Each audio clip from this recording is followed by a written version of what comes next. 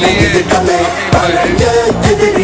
ஆனா அவர் வீட்டுல ஏதாவது ஒரு ரைடுனா அவர் வீட்டுல ஏதாவது ஒரு பிரச்சனைனா டெல்லிக்கு பறந்து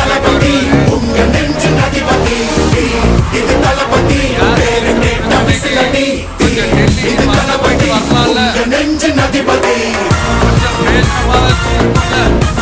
சிலிண்டருக்கு மானியமா ₹100 தருவேன்னு சொன்னீங்களே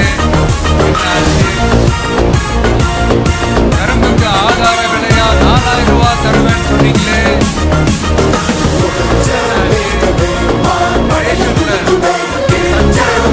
எக்ஸ்ட்ரா தருவேன்னு சொன்னீங்களே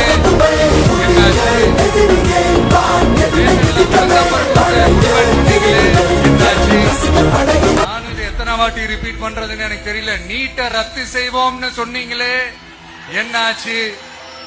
சோ எதெல்லாம் அவரால் செய்ய முடியாதோ அதையெல்லாம் பொய் வாக்குறுதிகளா கொடுத்து ஏமாத்துறது தான் இவருடைய வேலையே.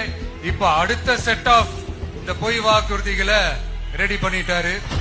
அதனால அவரை மாதிரி நாங்க பொய் வாக்குறுதிகள்லாம் கொடுக்க மாட்டோம்.